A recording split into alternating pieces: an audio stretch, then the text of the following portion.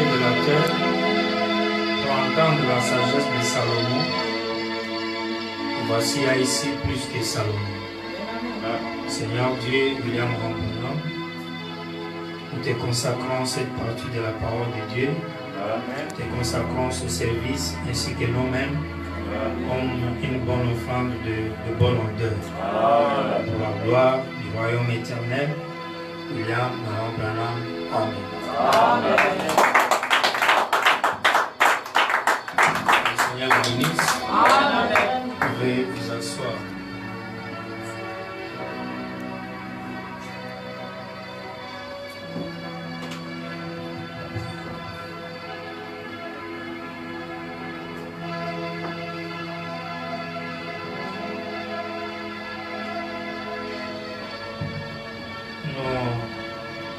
Remercions Dieu pour ce soir.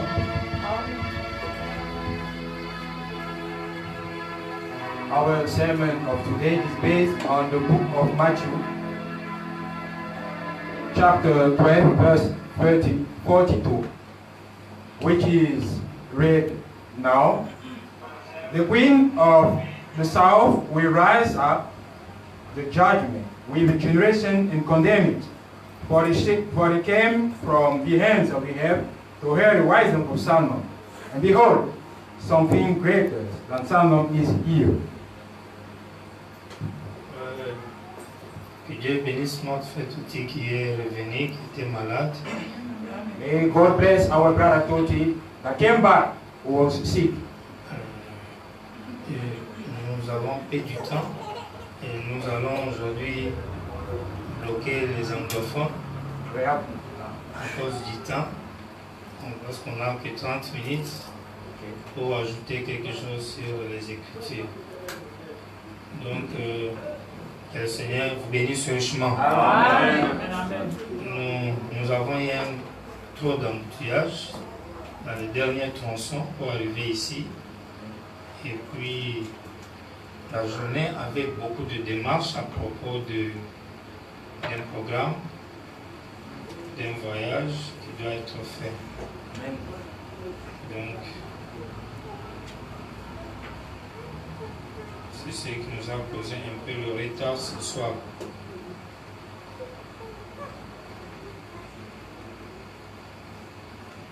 Je ne prends pas beaucoup de temps parce que le temps est parti.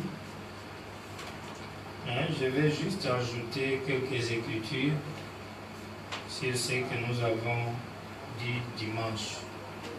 Amen. Sur la reine du cidre. Amen. Nous avons dit que cette reine venait d'Éthiopie.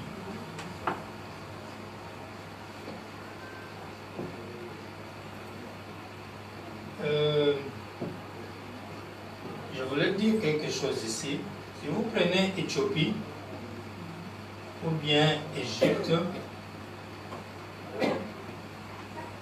je disais la dernière fois que ou bien les Poutres,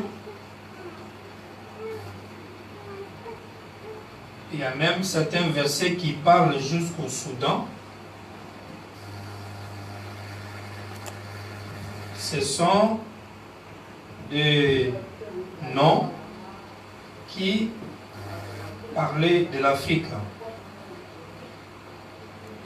Il faut venir et puis vous arranger les trucs. Celui qui peut aussi bien tenir l'écran, il peut filmer et laisser le technicien être technique pour surveiller le son. Comme ça il faut travailler. Quand on donne les ordres étant devant les caméras, c'est pas bon. Les gens nous suivent déjà en direct. Donc,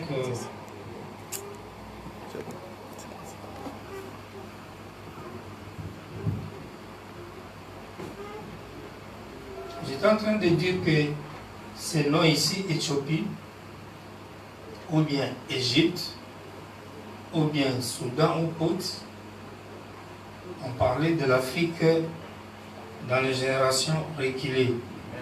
Donc, quand on parle de la reine de Séba, nous avons vu que Séba c'est une tribu de l'Éthiopie, de la descendance de Couche qui est le fils de Cham. Et là, tout ça, ça parle de l'Afrique.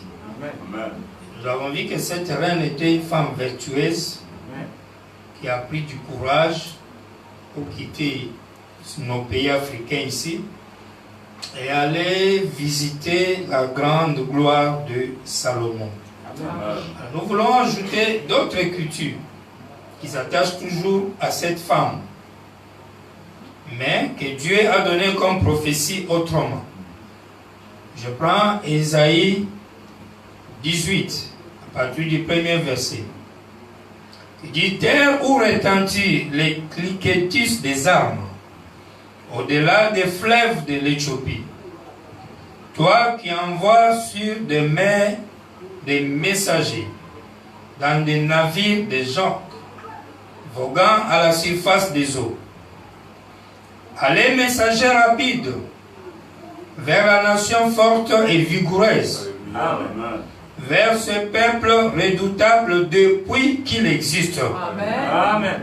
Nation puissante et qui écrase tout, et dont le pays est coupé par des fleuves. Vous tous, habitants du monde, habitants de la terre, voyez la bannière qui se dresse sur les montagnes. Écoutez la trompette qui sonne. Amen.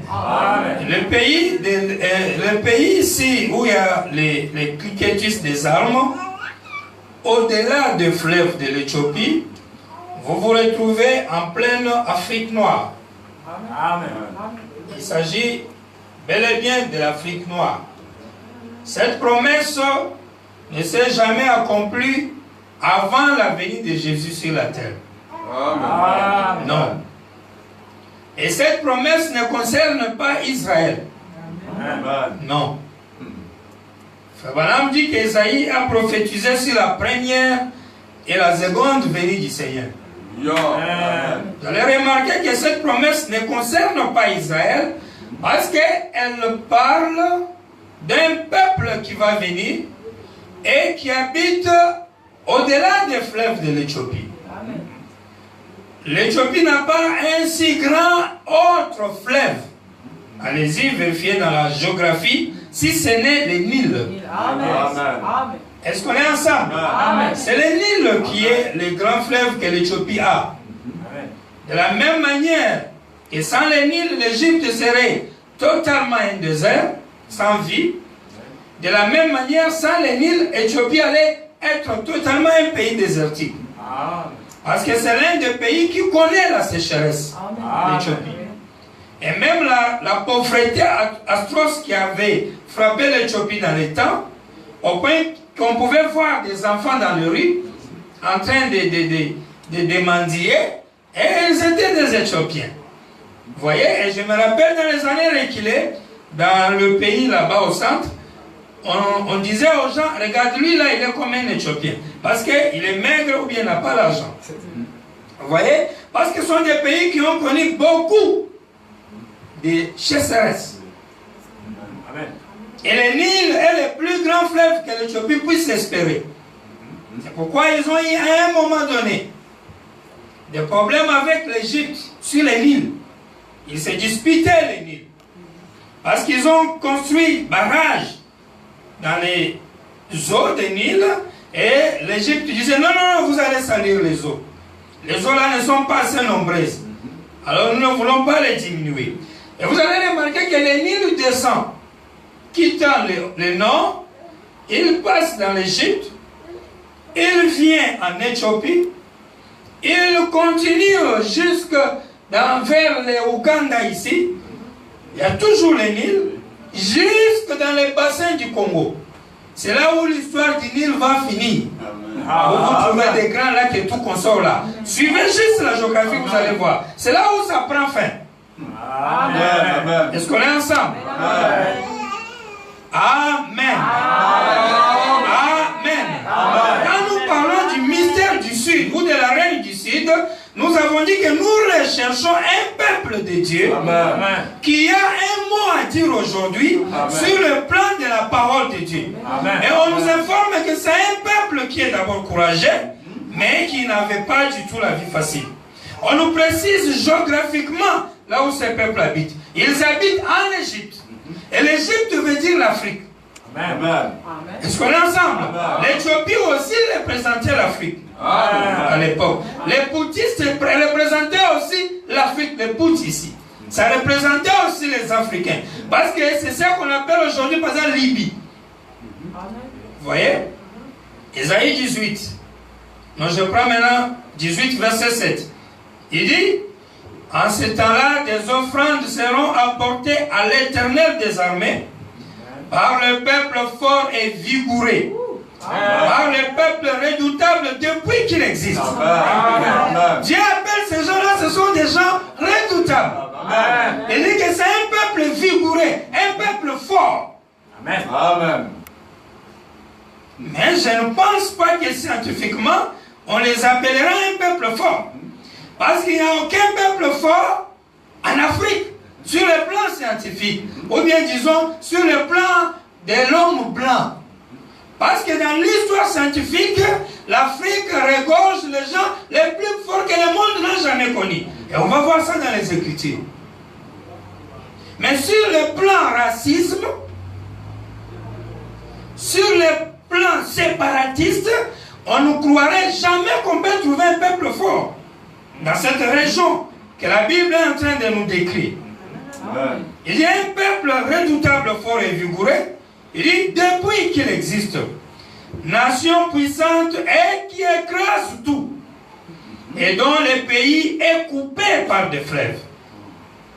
Il dit, elles seront, les offrandes, elles seront apportées là où réside le nom de l'Éternel des armées, sur la montagne de Sion. Ces gens vont apporter des offrandes. Esaïe 18 dit, vous habitants de la terre, écoutez la trompette qui sonne. Maintenant, cette trompette, c'est la trompette du 7e sceau. Et cette trompette annonce la venue du Seigneur. Il dit que cette trompette annonce le grand personnage qui est Christ. Et ce qui est grave, c'est que cette trompette retentira en Afrique. Parce que la reine du Sud, le Sud qui est l'Afrique, si elle doit juger les gens, il faut qu'elle les juge avec un message. Il faut qu'elle les juge avec une constitution. Il faut qu'elle les juge avec une loi. S'il y a une loi fondamentale, s'il y a une constitution qu'elle doit utiliser, ça doit être la parole de Dieu. Vous voyez, parce que nous avons dit que le jugement c'est un véridique, c'est un point de vue qu'un juge possède.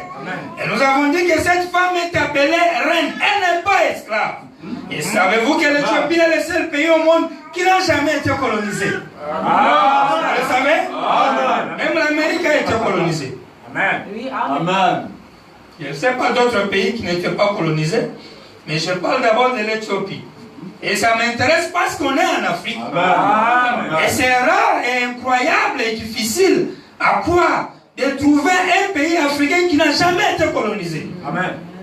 C'est pourquoi vous voyez, on a mis les sièges de l'Union africaine là-bas pour montrer cette autorité, cet état de la liberté que les Africains aspirent, auquel ils aspirent. Amen. Ces gens-là vont apporter des offrandes à l'Éternel, là où le nom de l'Éternel réside. Isaïe 19, 1. Toujours les mêmes prophéties. Oracle sur l'Égypte. Ça c'est Isaïe, 750 ans avant Jésus-Christ.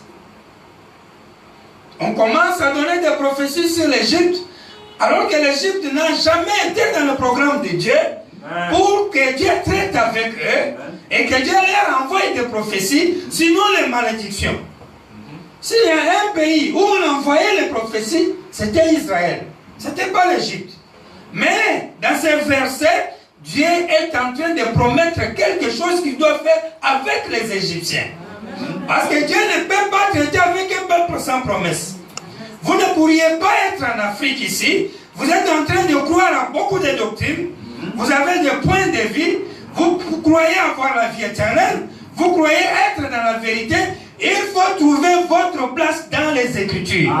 Il faut qu'il y ait des promesses qui parlent de vous. S'il n'y a pas a des promesses qui parlent de vous, c'est difficile de sous-entendre. C'est juste. On est quelque chose. Souvenez-vous que même Pierre disait, Dieu nous a donné de grandes promesses glorieuses par lesquelles nous devenons participants de la nature divine. Donc c'est les promesses qui permettent à un peuple d'abord d'attendre le Messie par exemple, parce qu'on leur a promis qu'il va venir, un libérateur par exemple, une délivrance par exemple. Il faut qu'on vous ait promis quelque chose. Amen. Pour que vous puissiez alors dire, je travaille. Nous avons un travail, nous avons une commission, nous avons une charge. Ce que vous faites là, Dieu vous a promis ça où? Dieu n'a jamais travaillé avec un peuple sans promesse. C'est vrai. Amen. Dès qu'il a appelé Abraham, il lui fait des promesses. Amen. Et avant même qu'il ait la postérité, il lui dit déjà que ça va venir, ta postérité. Amen. Puis un jour, ils iront dans une terre étrangère. Puis ils vont devenir des esclaves. Puis moi, l'Éternel, je viendrai moi-même les délivrer. Vous voyez? Il promet un peuple qui va venir. Il promet leur assujettissement, un jour étranger. Et il promet la délivrance. Amen. Les jours où ces peuples est manifesté, quand ils iront dans l'esclavagisme, ils vont se rappeler que Dieu avait permis ça. Amen. Dieu a promis ça. Amen. Les jours où ils verront un libérateur, ils vont se rappeler que Dieu avait promis un libérateur. Et même quand ils seront dans l'esclavagisme, ils auront la joie, l'espoir qu'un jour nous serons délivrés. Parce que Dieu leur a promis un libérateur. Mais s'il n'y a aucune promesse, vous allez vous retrouver où? Vous êtes le peuple de Dieu basé sur quoi? Amen. Sur quoi? Quelle est votre promesse? Parce que même pour servir Jésus, il a fallu que les gens lisent dans la Bible, là où Paul dit, l'évangile qui a été envoyé chez les Juifs, aujourd'hui c'est adressé aux nations. C'est les nations qui doivent venir. Il a fallu que Jésus puisse dire, allez partout dans le monde entier, prêchez la bonne nouvelle, et ceux qui vont croire, baptisez-les, ainsi de suite. Ce sont ces paroles-là qui ont permis les gens dans le monde de croire à un Jésus. Et de croire qu'ils sont les enfants de Dieu. Si vous les demandez, vous n'êtes pas les Israélites, vous n'êtes pas les Juifs, sur quelle base vous croyez être le peuple de Dieu? Ils vont vous dire, Jésus a dit, quiconque veut peut venir et il aura la vie éternelle. Est-ce qu'on est ensemble? Ça, c'est les promesses de Dieu. Dites Amen. Est-ce que vous suivez ce que Amen. Là où se trouve votre cœur, c'est là où se trouve votre trésor. Puis après, on promet, toujours dans la Bible, l'Égypte qui apparaît dans la carte. Oracle sur l'Égypte. Voici l'Éternel est monté sur une nuée rapide. L'Éternel va monter sur une nuée. Alors que Daniel a promis l'ancien des jours, qui est l'Éternel, qui va venir avec des milliards et des milliards, un ancien des jours, dans les nuées. Et cette promesse concerne la seconde venue du Seigneur.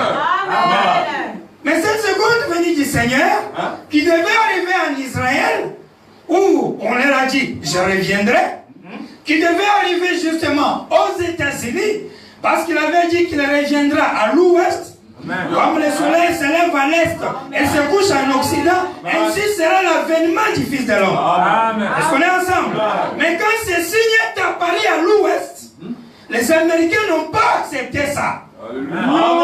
C'est pourquoi quand il y a eu la grande déflagration, Frère Branham dit, le son de la déflagration a donné un écho qui s'est fait entendre au sud. En d'autres termes, en Afrique. La déflagration. Alors que la déflagration, c'est la révélation de la parole. La révélation de la seconde venue du Seigneur s'est fait entendre en Afrique. Ça, c'est Messias là. Amen. Est-ce que nous sommes ensemble? L'Éternel qui devait être à l'ouest est maintenant sur une nuée au sud. En Égypte, Dieu dans la nuée en Égypte. Alors que les Égyptiens sont des gens qui n'ont jamais eu cette grâce-là. Il dit, montez sur une nuée rapide. Il vient en Égypte et les idoles de l'Égypte tremblent devant lui. Amen. Et les cœurs des Égyptiens tombent en défaillance. J'armerai l'Égyptien contre l'Égyptien. Et l'on se battra frère contre frère. Amen. Ami contre ami. Ville contre ville. Royaume contre royaume. Amen. Dieu lui-même va armer les Égyptiens. Il va faire qu'ils aient la guerre. C'est pourquoi on dit les pays où il y a le bruit de guerre. Amen. C'est vrai. Amen. Il est vrai qu'on peut avoir entendu beaucoup de bruit de guerre. En Chine, quand le Japon dominait la Chine, ou les pays voisins là-bas, Première, Deuxième Guerre mondiale, tout ça, il y a eu des bruits en Europe. L'indépendance des États-Unis, il y a eu des bruits des armes. Mais on nous précise ici que les pays au-delà du fleuve de l'Éthiopie, c'est là où il y aura les bruits de guerre. Ici, il s'agit de guerres qui concernent les Éthiopiens, les Égyptiens, en d'autres termes, les Africains. Ils vont voir les bruits de guerre. Amen. Amen. Parce qu'on est ensemble, mes frères. Ils vont voir les bruits de guerre. Et on précise bien au-delà des fleuves de l'Éthiopie. Les pays sont entrecoupés par les eaux. Et si vous prenez votre carte, je l'ai toujours dit, le seul endroit en Afrique où se trouvent beaucoup de cours d'eau, c'est une bande verte qui commence légèrement à l'ouest ici en bas. Est-ce que vous avez vu ça? Est-ce que vous voyez ça? Amen. Amen. Amen. Amen. Vous ne voyez pas, vous ne regardez pas bien la carte d'Afrique. Même quand vous regardez la météo de France 24, il y a une... Regardez bien l'Afrique. Vous trouverez une zone verte qui prend le bord de l'océan Atlantique, légèrement vers le Sénégal. Ici, vous descendez en bas, toujours au bord de l'eau, et vous venez, vous passez comme ceci vers le Nigeria, et vous descendez, et quand vous arrivez au centre là, dans le bassin du Congo, c'est bien vert fortement, dense vert, ce qui donne la forêt équatoriale, et enfin les forêts, et vous descendez en bas, vous trouvez que c'est vide. Là, il n'y a pas le vert. En bas, c'est le désert. Le désert de la Namibie, de l'Afrique du Sud, et de tous ces pays-là. Au sud, il y a le désert. Au nord, il y a le désert. La Libye est dans le désert, l'Algérie a le désert, le Soudan a le désert. Vous voyez? Et l'Égypte a le désert. Mais c'est au centre et les bordures de l'océan Atlantique jusqu'au centre de l'Afrique où vous allez trouver des petits fleuves qui entrent à gauche, à droite, dans les bassins du Congo. Dieu précise même la région de ce peuple. Vous devez dire Amen à cela. Parce que ça vous concerne, vous. Amen. Mais beaucoup de gens n'en parlent pas. On lit seulement Luc 17:30. Malachie 4. Dieu est apparu à l'ouest, c'est vrai. Mais le même Dieu parle aussi de l'Afrique. Amen. Le même Dieu parle, Jésus avait déjà parlé de la reine du Sud. Et la reine du Sud n'était qu'un type qui parlait de la vraie reine qui devait venir dans ces derniers jours pour juger le monde. Avec un message, avec un point de vie, avec la révélation de la parole. Et les gens doivent voir ça. Mais pourquoi ils n'en parlent pas? Oui, parce qu'on ne les voit pas. Il dit, je vais armer les Égyptiens. C'est-à-dire, c'est un peuple qui aura trop de guerres entre eux. Ils vont se tirer l'un l'autre. Ils vont se trahir. Toujours des guerres entre eux. Ils ne s'entendent pas. Et quand vous allez voir ça, vous allez dire, c'est le vaudou qui fait ça. Non. Dieu dit, je vais les armer l'un contre l'autre. C'est Dieu lui-même qui fera ça. Que ces Africains auront des guerres entre eux. Une arme contre une arme. Ville contre ville. Ami contre ami. Et vous allez remarquer, c'est pourquoi même quand on dessine les Africains, on dit que si vous êtes sur une échelle, pour monter, un Africain, s'il est en bas, il te tue. pour que tu tombes. Il ne peut pas te laisser monter. Soit tu lui veux monter, quand lui aussi veut monter, l'autre le tire. Et ils sont comme ça. C'est ça la nature africaine. Et Dieu leur avait déjà dit qu'il va leur donner ça. Ils vont se tuer l'un contre l'autre. Ils auront des divisions. Ils auront les guerres. Et non seulement ça, écoutez encore ce qu'ils auront. Il dit, j'armerai l'Égyptien contre l'Égyptien, et l'on se battra fer contre fer, ami contre ami, ville contre ville, royaume contre royaume. L'esprit de l'Égypte disparaîtra du milieu d'elle, et j'anéantirai son conseil.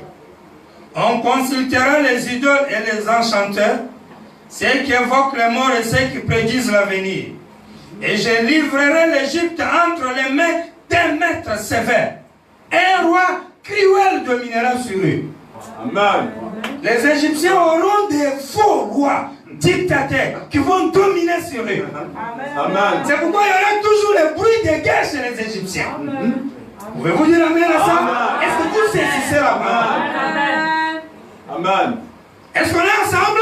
Quand vous venez en Afrique, ces présidents à vie qui oppriment leur peuple sous l'influence de l'impérialisme de l'homme blanc qui se croit plus supérieur à l'homme noir et qui domine les noirs, qui les injecte, qui les impose des choses, qui exploite leurs richesses et qui exploite tout ce qu'ils sont, tout ce qu'ils font avec la colonisation, avec l'esclavagisme, toutes ces choses-là, Dieu a prévu ça.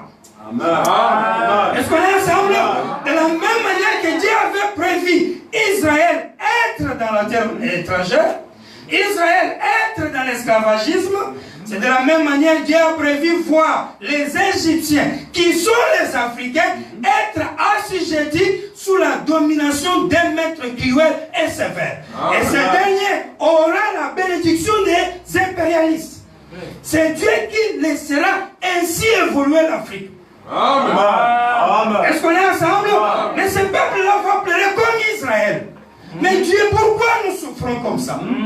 Pourquoi comme ça? Pourquoi comme ça? Alors que nous sommes censés être ton peuple. Nous sommes censés être ton peuple, mais tu laisses sur nous une domination, un joug lourd, comme Pharaon le faisait sur Israël. Amen. Mais c'est Dieu qui avait voulu qu'il passe par là. Et il dit après ça là, je vais anéantir l'esprit égyptien. Amen. Est-ce qu'on peut dire amen? Vous devez être anéanti. L'esprit égyptien doit être anéanti. Il dit, tous ces pays, ils ont leur esprit de vaudou, ils ont leur esprit des idoles, ils ont leur esprit ancestral des familles et de coutumes, d'adorer des dieux païens. Dieu promet qu'il va tout anéantir. On est ensemble?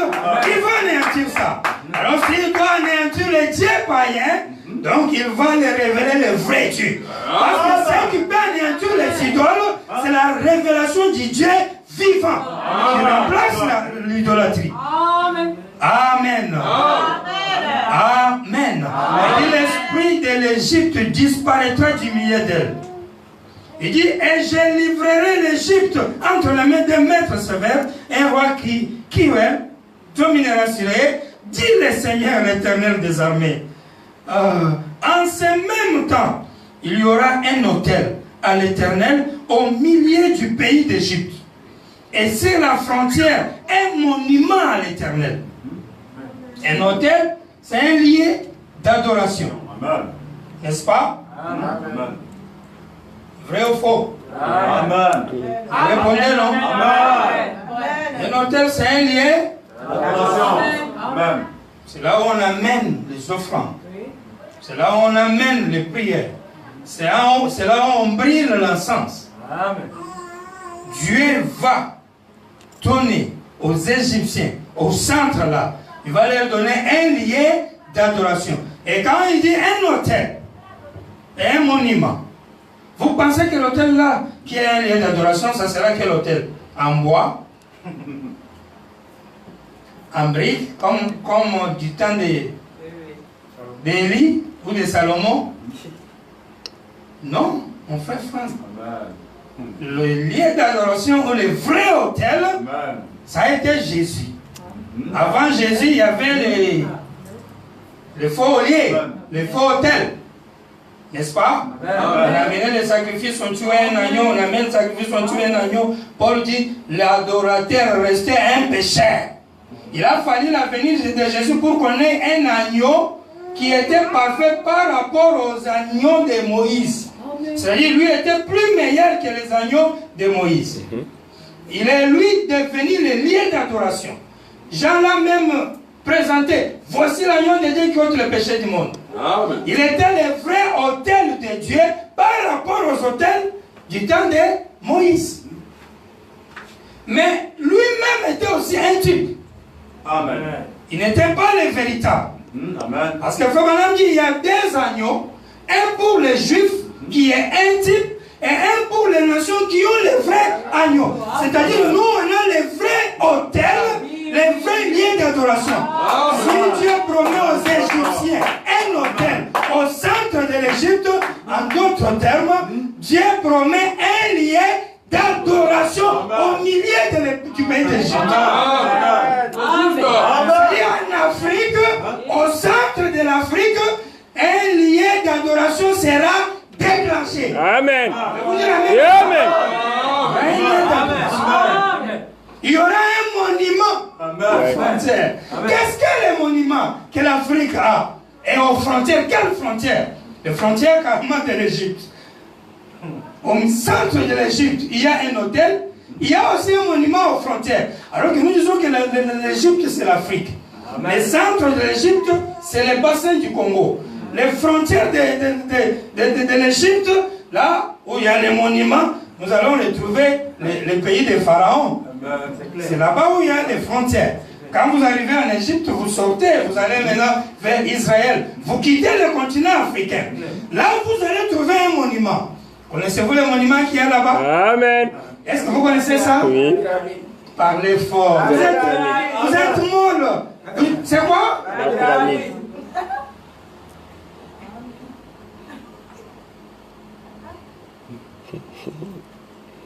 La pyramide. C'est la pyramide. Vous hésitez même. Vous ne savez même pas que c'est cela. La pyramide. Hein? C'est la pyramide. Hein? C'est la pyramide. Amen. C'est la pyramide. Écoutez, je termine d'abord. Il dit, un monument à l'Éternel. Il dit, ce sera pour l'Éternel des armées un signe et un témoignage dans les pays d'Égypte. Un signe et un témoignage. Ils crieront à l'Éternel à cause des oppresseurs. Et il leur enverra un sauveur et un défenseur pour les délivrer. Ils ont les oppresseurs. Mais l'Éternel va les envoyer un sauveur et un défenseur. Alors que la Bible nous a dit, le seul défenseur du peuple de Dieu, c'est Michael. Amen. Amen. Et le seul sauveur, c'est Dieu lui-même. C'est Dieu lui-même qui vient pour sauver. L'autel, c'est le lieu d'adoration. Le monument, c'est la pyramide. On va y revenir. Le défenseur, c'est Michael. Le sauveur, c'est l'Éternel lui-même, Gabriel. Ça ne concerne qu'une seule personne. Que les Africains vont avoir. Et cet homme-là va les délivrer des oppresseurs. Amen. Est-ce que vous comprenez ça? Cet homme-là va les délivrer des oppresseurs. Comme Moïse avait délivré Israël de la main des Égyptiens. C'est que Jésus voulait faire contre les Romains, mais ça n'a pas marché. Non. Dieu aujourd'hui, il va venir les faire comme un défenseur, comme un sauveur, comme un autel, comme un monument. Amen. Dans les pays de l'Égypte. Qu'est-ce que l'Égypte? L'Afrique. Amen. Amen. Est-ce qu'on est ensemble? Amen. Est-ce qu'on est ensemble? Amen. Il dit, ainsi l'Éternel frappera les Égyptiens, il les frappera, mais il les guérira. Il Les avait frappés. Ami contre ami, ville contre ville. Les oppresseurs, les rois criminels, les dictateurs, ils ont dominé sur eux. Ils les ont assujettis. Ils ont été relégués au dernier rang, comme des singes, comme des sous-hommes, comme des sous-êtres, sans valeur. On les appelle les indigènes. C'est-à-dire les gens qui ont des problèmes avec la propriété.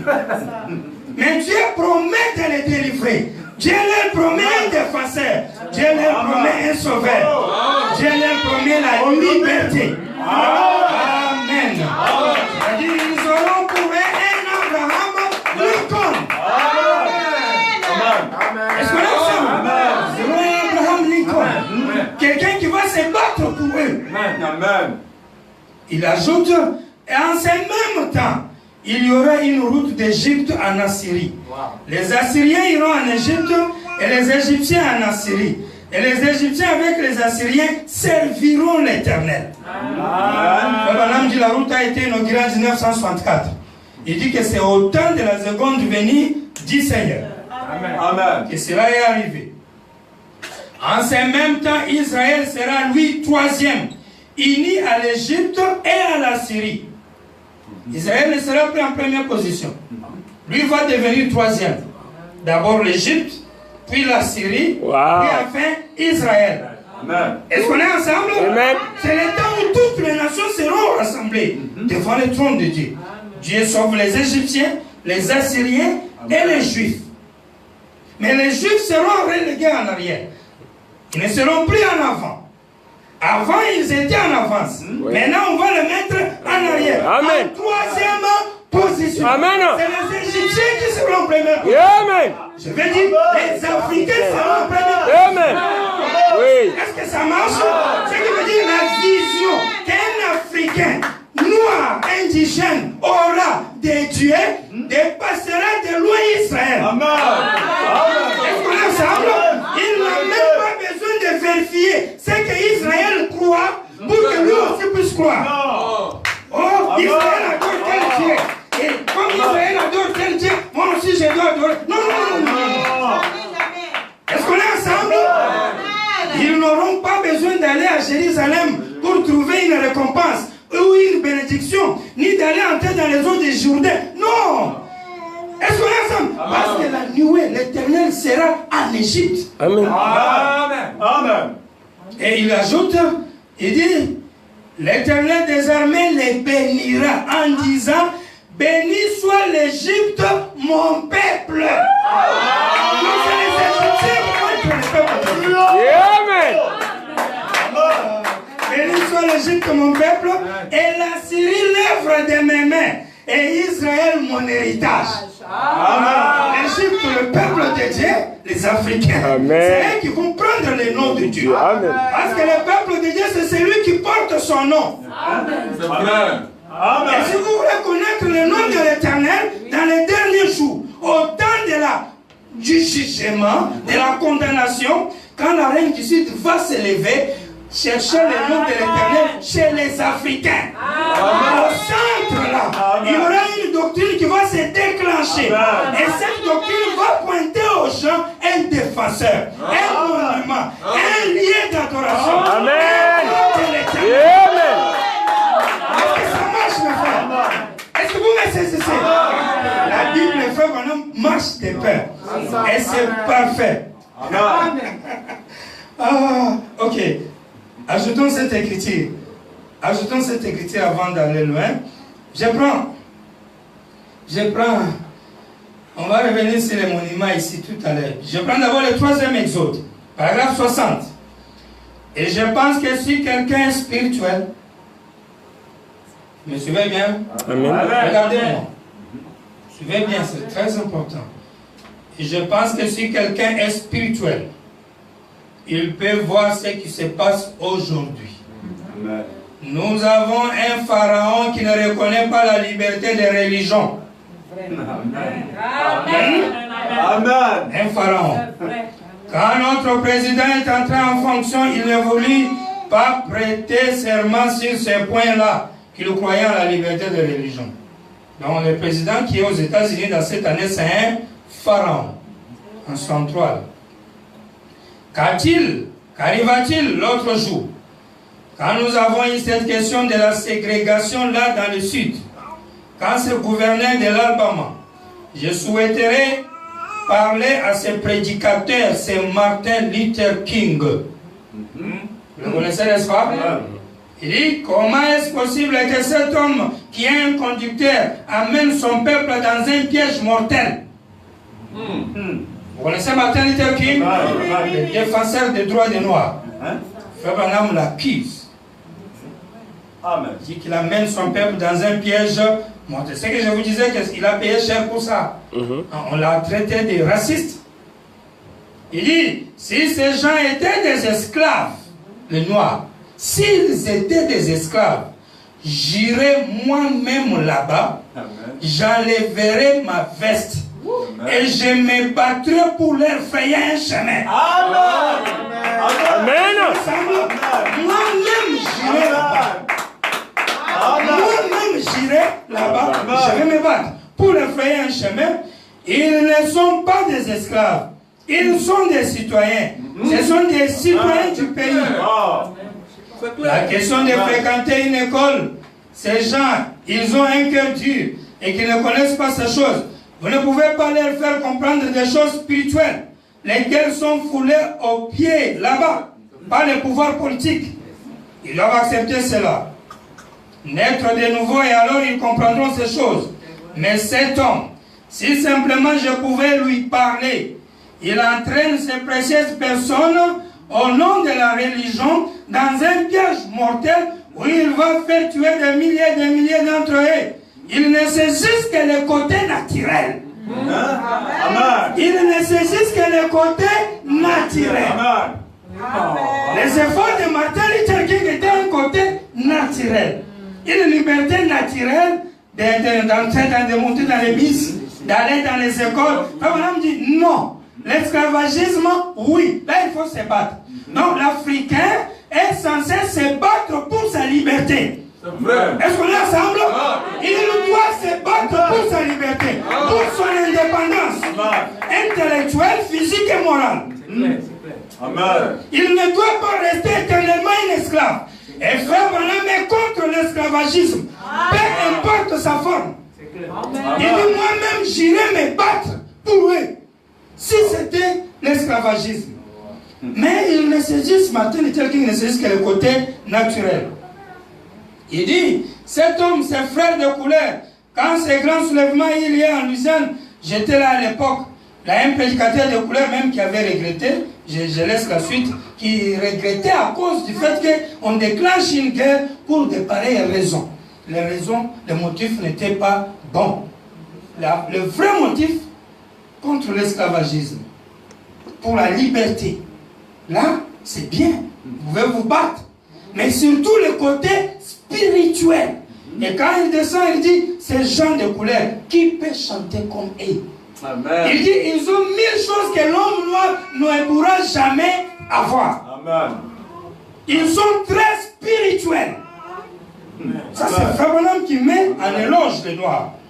Amen. Et ces noirs dont nous sommes en train de parler, qui sont du sud, je prends le critique que nous avons lu la dernière fois pour montrer que nous avons un problème avec les Africains. Il dit la reine de Séba, paragraphe 22. Or, les Américains ont été enseignés de diverses manières. C'est ce qui rend la chose difficile. Aller en Afrique. Aller en Afrique. Et il précise l'un des pays, au Congo belge, ou Tanganyika, ou n'importe où. Quand ils voient, ils vont croire. Ici, quand ils voient, ils disent télépathie. Quand vous prenez le Congo belge qu'ils citent, vous êtes dans le bassin du Congo, au centre de l'Afrique, le centre de l'Égypte, où la Bible nous a promis un hôtel lié d'adoration. Où la Bible nous a promis un peuple. Le peuple doit porter le nom de l'Éternel. Parce que Dieu disait, je vais me choisir un peuple. Dieu avait promis Il va faire une chose chez les nations que si on vous le dit, vous ne l'accepterez pas. Amen. Il va faire avec quelle nation? Alors que les promesses pointent les Africains, les hommes noirs. C'est pourquoi il dit l'un de ces pays. Il cite le Congo belge. Il cite l'un de ces pays. La Bible dit qu'ils vont envoyer des messagers. Amen. Ces indigènes, ces noirs. Vous allez lire dans la honte de lui. Paragraphe 19. Abraham dit, ils sont là, méprisés. Ils n'ont même pas de médicaments pour se soigner. Même parfois, quand il pleut, il met peut-être du sable dedans. Pour la guérison, ou bien il prend l'huile de palme, il met dedans. Et après même, il est guéri. N'est-ce pas? Amen. Mais vous n'avez pas traité des plaies avec l'huile de palme. Amen. Pas de savon. Il dort dans les arbres. Sans habit. Ils se lavent, ils boivent l'eau dans les rivières. Plein de moustiques. Ce sont les pays tropicaux, il y a la forêt. Il y a trop des insectes et tout ça là qui vient sur eux. Ça, c'est les Africains. Un peuple qui vit difficilement, dominé, opprimé. Mais ils auront un défenseur. Et quand ils auront les défenseurs, Madame dit, la Bible dit, alors les Égyptiens connaîtront Dieu. Leur délivrance va leur permettre de connaître Dieu. Et les idoles de l'Égypte seront brisées. Ils vont connaître le vrai Dieu. Je voulais vous dire que ce sont ces gens qui sont la vraie reine dont Jésus avait dit que dans les derniers jours, la reine du Sud va s'élever et elle va condamner les États-Unis d'Amérique. Amen. Mais ne faites pas l'inverse. Ne prenez pas l'Amérique pour venir condamner les Africains. Que les Blancs ne viennent pas dire, vous les Africains, vous avez beaucoup de fausses doctrines chez vous là-bas. Non.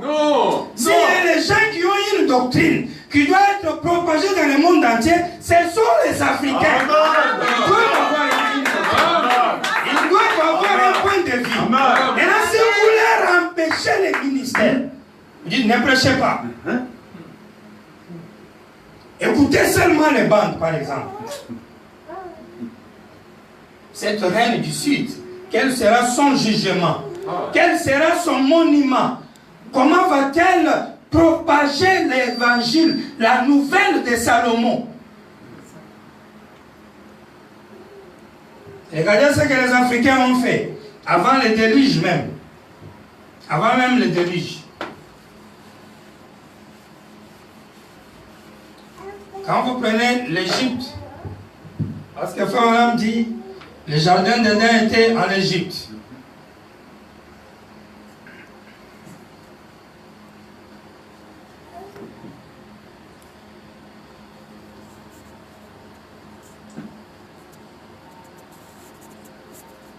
Et là, quand vous prenez, qu'est-ce qu'on a fait en Égypte? Par les Africains. Croyez-vous qu'Adam était un Africain? Amen. Vous le croyez sincèrement? Amen. C'est un Africain. Amen. Il habitait en Afrique. Et la première nationalité que Dieu aussi a pris, c'est la nationalité africaine. Amen. Parce que c'est en Afrique où Dieu s'est posé sur la terre pour la première fois. Amen. Il venait dans un arbre et adorait avec Adam. J'avais dit que la première adoration véritable, originale, qui a commencé sur la planète Terre, a été en Afrique, vrai ou faux? Amen. Même le trône de Dieu, où Dieu s'asseyait, était en Afrique. Savez-vous qu'on avait mis les chérubins pour protéger l'arbre de vie? Donc l'arbre de vie, l'homme de vie, l'homme de Dieu était en Afrique. Amen. Est-ce qu'on a fait? On a fait la vérité. Mais là, regardez ce que les Africains ont fait. Ils ont construit la pyramide. Ils ont fait ça comme ça. Et quand ils ont construit la pyramide, ils ont mis dedans des escaliers. Ils ont mis une chambre, qu'on appelle chambre de la reine. Et cette chambre est fermée complètement. Il n'y a pas de fenêtre ni porte. On appelle ça chambre insonore. Savez-vous pourquoi? Non. Matthieu 6. Quand tu pries, entre dans ta chambre et ferme les portes. La femme doit être protégée. C'est pourquoi Elle cache les trônes. Sa chambre est complètement fermée, il n'y a pas de son. Elle ne révèle pas. L'ange a dit, garde ça pour toi-même. Ça, c'est la reine. Elle ne révèle pas. Après, il y avait, vous montez, vous avez une autre chambre pour le roi. Ici, il y avait des espaces, des fenêtres. Il y avait des sons qui entraient. C'est là où vous trouvez même, Dieu a dit, toi ne parle pas, mais Dieu lui-même te rendra cela publiquement. Jésus dit, quand vous priez, entrez dans votre chambre secrète. Beaucoup de gens pensent qu'on parlait de vous là quand vous priez. Non, ce n'est pas de vous. Pourquoi vous croyez? Non, je vais prier. Jésus a dit, quand tu veux prier, entre dans ta chambre. Non, Jésus est entré dans ma chambre, je vais fermer les portes, je vais parler. Non, mon Père, ce n'est pas à toi qu'on disait ça. C'est pas toi. Amen. C'est pas toi. Quand on disait, va dans ta chambre secrète, entre, ferme la porte, l'ange a dit à Frère Branham, ne révèle pas les sept tonnerres. Amen. Et Frère Branham dit, il a toujours été biblique, l'ange. Comment ça? Il m'a ramené à Matthieu 6, là où Jésus dit, va dans ta chambre secrète et ferme et prie ton Père dans les secrets. L'ange a donné ce verset à Frère Branham pour lui interdire de ne pas révéler le troisième poule. Donc quand Jésus disait, quand tu veux prier, entre dans ta chambre, ferme la porte, Jésus disait à Frère Branham, ne dis pas aux gens que tu es Dieu. Si même il te dit que tu es Elohim, dis non. S'il vient te dire, baptisez en moi, en ton nom, dis non. Est-ce que vous êtes ensemble? Le serpent écrasé. C'était Matthieu 6. Amen. Serpent écrasé. Applaudissez pour ça. On cherchait la mort. Matthieu 6. Et dans la pyramide, les Africains, par inspiration, ils ont pris la chambre de la reine, la véritable épouse, hein? Ils ont fermé ça. En d'autres termes, caché les trônes. Et tu dis rien. Ni sur les non-nouveaux, ni sur ta divinité. Mais toi, parle, pointer les gens seulement Jésus. Pourquoi toutes les brochures, c'est Jésus ou rien. Tournez les regards vers Jésus. Votre sauveur, votre Père, votre tout. Moi, je suis votre frère, pécheur sauvé par grâce. Pouvez-vous dire Amen? Amen. Aujourd'hui, si tu comptes, Branham m'a dit, arrêtez ça. Il commence à faire sauter les brochures. Tu vas les défiler même 2000. Il n'y a pas de problème. Tu es dans la chambre secrète. Ne dis rien. Matthieu 6. Et les Africains ont fait ça. Ils ont enlevé les sons ici. Et Jésus dit, mais le Père, le roi, lui te rendra cela publiquement. Et les Africains ont fait cette chambre maintenant avec les sons publics. On peut révéler ce qu'il y a dedans. Et Frère dit, quand vous montez en haut là, vous trouvez un trône et vous trouvez un homme qui fait entrer les gens dans ce trône-là. Il dit, cet homme-là, c'est le 7e messager. Amen. Toujours les Africains, qu'est-ce qu'ils ont fait? Ils ont pris une colombe. Ils l'ont mis ici, dans la pyramide. Il faut suivre un documentaire sur la pyramide, vous allez voir. Ils disent que, parce que la pyramide, connaissez-vous d'abord ce que ça veut dire? Non. Quand les Égyptiens ont construit la pyramide, savez-vous ce qu'ils avaient en tête? Non, une tombe. C'est un tombeau. C'est le tombeau du roi. Pyramide, c'est le tombeau du roi. Quand le roi meurt, on doit l'enterrer dans la tombe. Sa tombe ou son tombeau, c'est pyramide. Amen. Pouvez-vous dire Amen? Amen. Ça vous dit quelque chose? Amen. Ils ont une colombe. Et la colombe doit monter ses escaliers. Le cercueil du roi est ici. Maintenant, on dit, comme il est mort ici, il croit à la résurrection. Donc maintenant, ils disent qu'il va ressusciter sous forme de la colombe.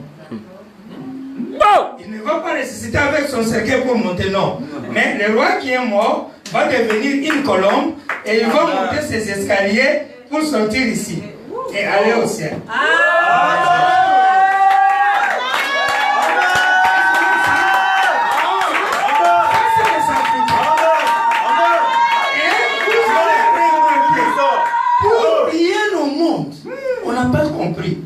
On va en Amérique, à côté de Washington, on trouve une pyramide. Et cette fois-ci, ce n'est pas sans pierre de fête, mais c'est avec pierre de fête. Et frère Branham dit, quand vous trouvez les Américains qui ont construit la pyramide avec pierre de fête, c'était pour montrer que la seconde venue du Seigneur a déjà eu lieu. Amen. Est-ce qu'on est ensemble? Ils ont pris l'œil. Ils ont mis au sommet. Ils ont mis ça dans les billets de $1. Et ils ont écrit à côté grand saut. Est-ce que ça marche? Et puis ils ont écrit nouvel ordre mondial en latin. Est-ce que ça marche? Le nouveau monde.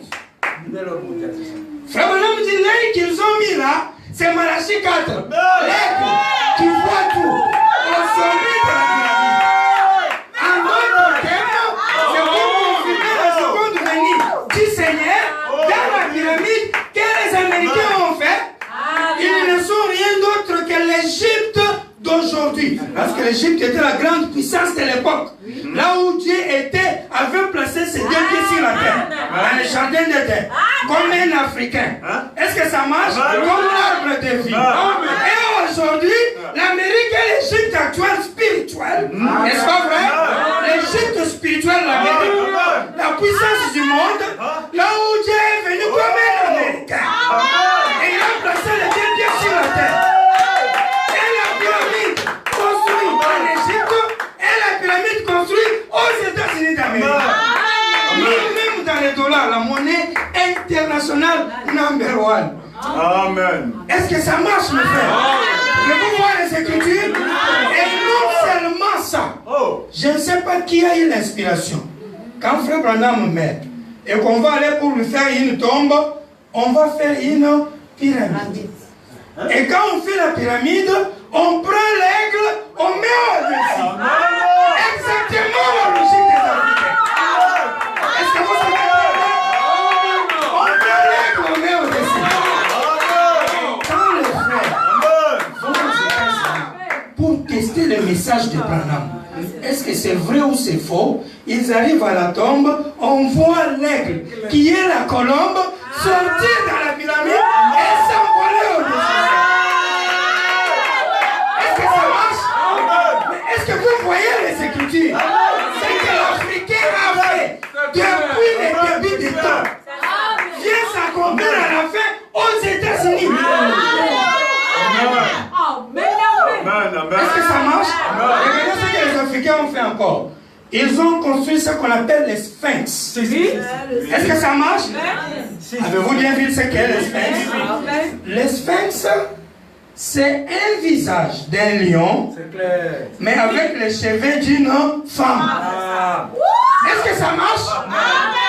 Est-ce que vous appelez lion ou lionne? Est-ce qu'on est ensemble? Est-ce que vous suivez très bien? Je dis bien les sphinx, c'est le visage d'un lion avec les cheveux d'une femme. Quand tu regardes, tu dis mais c'est une femme. Et en même temps tu dis mais c'est un lion. Et vous vous dites, qu'est-ce que ça veut dire alors? Ça veut dire que on dit à quelqu'un, prends, c'est l'épée du roi. Alors tu es lion, Léo c'est le roi. Et en même temps on appelle tu es l'épouse d'une reine. Donc maintenant, tu es roi ou tu es reine. Visage d'un roi derrière l'autorité d'une femme. Une reine. Et quand les déluges est venu, ça a tout détruit, sauf ces éléments ici. Ça n'a pas détruit ça. Et frère Branham dit, peu importe le développement que la science a aujourd'hui, on ne pourra jamais, même la science a dit ça, on ne fera jamais les choses que ces gens ont fait. Parce qu'ils n'ont pas du ciment. Ils ont pris des pierres, ils les ont superposées, des pierres qui pèsent des milliers de tonnes. Et on se demande, ils les ont superposées comment? Avec quelle énergie? Et quand ils les ont superposés, je dis bien, 100 mètres du ciment, savez-vous quoi? Même l'espace là, entre les pierres, même Ginette, l'âme là, ne peut pas passer. Une sagesse, une connaissance extraordinaire, qu'aucun être humain n'a jamais eu sur la terre. C'est ça un Africain. Oui. Amen. Je ne vais pas parler de vos hiéroglyphes ou quoi. Non. Ou bien, non, ça c'est après. Mathématiques et tout ce que les œuvres que les Noirs ont fait. Je voulais vous faire voir d'abord une œuvre que les Noirs a fait. C'est un lieu touristique aujourd'hui. Les gens vont là-bas pour regarder les pyramides. Qui a conçu les pyramides dans le monde aujourd'hui? Vous avez fait les avions, vous avez fait des fusées, mais allez construire les pyramides. Et qui a fait ça? C'est un Africain. Et les historiens vont vous dire que ce sont des gens de couleur. Parce qu'on va vous dire selon l'histoire vraie que les vrais occupants de l'Égypte, ce sont ceux que vous appelez les Égyptiens noirs qui sont attachés à la religion copte d'aujourd'hui ici. Ce n'est pas les Arabes. Ils sont minoritaires. Ils sont même opprimés là dans leur propre pays. Ils sont opprimés. Mais c'est eux qui émanent cette grande civilisation. Et quand vous regardez les anciennes photos, ils étaient noirs. Ils sont des gens de teint sombre. C'est pourquoi même Nimrod, c'est quelqu'un du teint sombre. Le premier homme qui a régné dans le monde entier, comme roi. Et qui a construit une sorte de pyramide pour aller au ciel. Et qui fait maintenant appelle une dénomination. C'était un noir. S'il avait construit une fausse pyramide dans ce temps-là, pour aller au ciel, les vrais noirs, les indigènes, au centre de l'Égypte, dans les derniers jours, et allaient construire une vraie pyramide pour aller au ciel. Et cette pyramide, la statue d'un homme parfait, s'appelle William Malemba. C'est lui qui est l'autel, les défenseurs. Amen. C'est l'Éternel qui est venu sur une nuée rapide en Égypte. Amen. Oh, amen.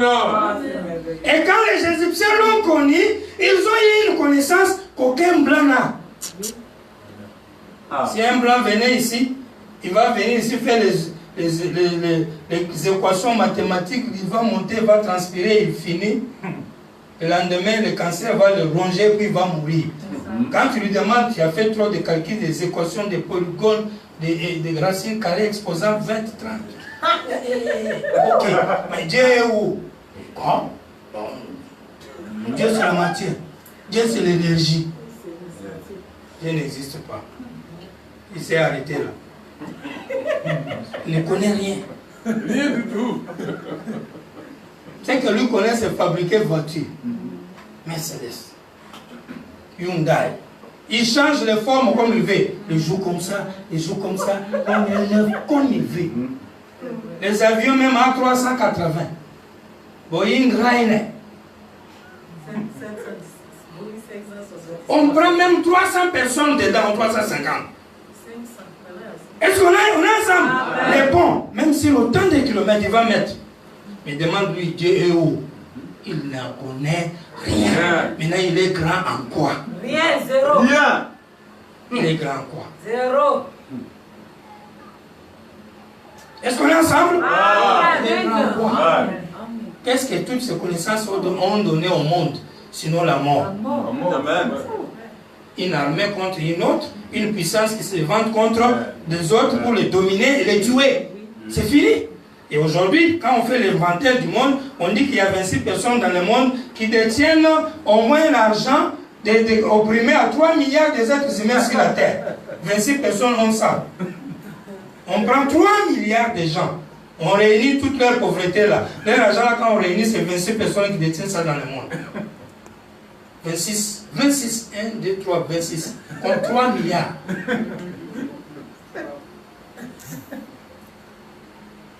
Pas de paix, pas de stabilité, pas de prospérité. On fait que se forcer, lutter et se forcer, lutter. Mais Dieu, on ne le connaît pas. Sincèrement, demander à un blanc, quand tu vas mourir, tu vas où? Il ne sait pas. Il va te dire, mais je l'ai enterré, j'ai l'assurance pour les funérailles. Il y a une société des assurances qui va venir enterrer. C'est tout. Enfin, il faut vivre quand on est sur la terre. C'est pourquoi ils ont même chanté, il faut profiter. Quand tu es encore vivant, profite. Quand tu meurs, tu ne vivras plus. Pour eux, la vie même n'existe pas après la mort. Ils ne connaissent rien. Mais vous, les Noirs, assis ici, vous pouvez même dire à un blanc qu'est-ce que Dieu était avant même le commencement du monde. Vous allez l'expliquer comment il était la pensée. Elohim, les logos, les théophonies. Quand vous dites tout ce choses-là, il est là. Logos, il fait comme ça. Il ne connaît rien. Et cette connaissance vous rend grand. C'est pourquoi la Bible dit, Dieu se fera connaître aux Égyptiens et les Égyptiens seront libérés. Ils connaîtront leur Dieu et ils seront libérés de leurs oppresseurs. Je dis que moi aujourd'hui, avec toute la connaissance que j'ai de la divinité, quand je vois un blanc, même s'il vient de Sorbonne, ou il vient de l'université de Washington ou de New York, ça ne me dit absolument rien. Je te dis, va faire tes analyses scientifiques pour essayer de tuer les germes ou bien de faire sauter des canaux, et tu ne donnes rien d'autre que la mort. Mais moi, j'ai une chose que je peux donner à quelqu'un, et la personne sort demain, il prend une cigarette dans sa poche, il jette par terre. Toi, tu as lutté 1000 fois avec des émissions, avec, disait même, écrivain, c'est la mort. Il filme toujours. Mais moi, je ne lui écris rien. Je lui donne le pranam, il prend ça, il jette. Je lui donne le pranam, il cesse de tuer. Je lui donne le pranam, il devient sensé, un être humain normal. Toi, quand tu lui as donné la science, il a pris l'arme, il a tué sa maman et son papa. Quand tu lui as donné la science, il est allé chercher à se marier même à sa maman et aux animaux. C'est ça, c'est que toi, tu lui as donné, toi, blanc. C'est ça, vraiment. Tu lui as donné des belles maisons et tout. Les lynx se servent tellement au-delà de la folie de la grandeur, et enfin, il ne dort plus. Pour dormir, il ne fait que se droguer. Il prend les seringues qu'il met dans les veines. Et vous avez déclenché la guerre contre le cocaïne. Et ça va se terminer quel jour? Cocaïne, c'est les herbes, ça ne fait que pousser avec l'eau de pluie. Comment vous allez bloquer ça? Et vous avez opprimé les Noirs. C'est vous qui déterminez leurs chefs, c'est vous qui déterminez leur gouvernement, c'est vous qui déterminez tout chez eux. Mais Dieu vous a dit que ce n'était pas éternel, ça doit s'arrêter. Il a dit, je vais délivrer les Africains de leurs oppresseurs. Ah, mais qu'est-ce qui les délivre? C'est un message de l'Illement. C'est ça qui est délivré. C'est pas que je me battrai. Il est allé en Afrique du Sud. Il a vu comment maltraiter le noir. Il a vu ces garçons-là, les pauvres noirs, sous forte fièvre, 42. On a dit la vieille femme blanche était assise là-bas, comme une reine gandée comme ça. Et le petit garçon faisait tout avec sa fièvre, en plein midi soleil. Et on a dit, mais pourquoi comme ça? Eh, laisse-le, il est travaillé, il n'a qu'à faire ça. On a vu cette maladie, ça l'a touché, il l'a appelé. Vous voyez? Et il a d'abord guéri. Et puis il prend, je prends un billet, je prends des 100 dollars pour lui dire, non, il ne faut pas lui donner ça, tu vas les gâter, jamais il peut. Il dit quoi? Madame là, quelle est cette femme-là? Et puis il lui a dit, c'est ça ce que vous leur faites. Bientôt, il y aura un soulèvement. Ces Noirs vont vous faire payer ça. Est-ce que ça marche? Et après avoir dit ça, vous pouvez comprendre d'où est venue l'expression sur Nelson Mandela, qui un matin se lève et fait une lutte où on ne peut pas les tuer. Pourquoi on ne les tuait pas? Ce n'est pas le fétiche qui les protégeait, mais la prophétie de William Branham, parce qu'il a fait ça depuis 50 ans. Nelson Mandela a fait sa guerre des années après, parce qu'il a fait au moins 26 ans, jusqu'aux années 90 ici. Vous comprenez? Ce n'était pas dans ces années-là. Dans ces années-là, rien. On ne parle pas de Nelson Mandela. C'est clair. Ils ont lutté, ils ont renversé la tendance. L'ANC est là, l'Afrique est en train de régner. Et les Blancs, beaucoup ont payé très très cher. Et les autres sont rentrés. Les autres nous ont fait payer en Zimbabwe. Les autres ils ont payé au Congo belge là-bas. Et tous les pays qu'ils colonisaient, beaucoup ont été chassés, ramenés, chassés. Est-ce qu'on est ensemble? Et aujourd'hui, cette même lutte continue. Mais aujourd'hui, c'est sur le plan intellectuel. C'est sur le plan des idées. Aujourd'hui, vous entendez les Noirs qui parlent, qui développent les idées et qui ripostent. Et on veut leur dire que William Marion Branham défend tout Africain qui se bat contre l'esclavagisme, peu importe sa forme. Est-ce qu'on est ensemble? Et on veut dire au nom de l'Éternel. Israël est renvoyé en troisième position. Et les Assyriens, tous les ensembles de ces nations mélangées, elles sont en deuxième. Les Blancs, les Indiens, tous ces gens-là les mettent Nommez-les comme ils sont. En deuxième. Mais vous, les Noirs africains, vous êtes en première position. Le peuple de Dieu. C'est pourquoi Granville a dit, quand il a vu la grande vision de Durban, il a dit, j'ai vu ces grands peuples, cette grande race noire, ces Africains qui s'étaient nés là-bas. Et après, il regarde vers les Indiens, il a vu combien ils criaient Dieu en invoquant son nom. Amen. Je vous avais dit, les hindous, quand vous allez regarder même sur... Allez écrivez sur vos phones, écrivez les hindous. Les hindous, ce sont ceux qui croient dans l'hindouisme. Ce sont des Indiens. Et ils croient dans l'hindouisme. Et même les Américains, quand on dit qu'il y a des Indiens en Amérique, à vrai dire, ce ne sont pas des Indiens. Et on les appelait les Amérindiens. Mais les Indiens, là, quand Christophe Colomb est allé, il a découvert les États-Unis, il a cru les appeler les Indiens, comme ceux qu'il avait laissés en Inde. C'est comme ça qu'on commence à appeler le peuple américain autochtone les Indiens de l'Amérique, amérindiens. Alors qu'à vrai dire, les Indiens, ce sont ceux qui habitaient l'Inde. C'est eux qui sont des vrais Indiens. Les Américains ne sont vraiment pas des Indiens. Ils sont devenus les Indiens par l'erreur de Christophe Colomb qui les a appelés les Indiens. Mais ils sont des Amérindiens. Ils sont dans les Alpaches ou les Apaches. Apaches. Est-ce qu'on est ensemble? Les Cherokees et tout consomme. Le 7e saut, William Branham. C'est ça la pyramide que les Indiens ou que les Égyptiens ont construit. C'est ça la pyramide que Washington a mis à côté des Capitole. Et vous savez ce que ça veut dire? Ça prouve la grande connaissance. La pyramide, le sommet.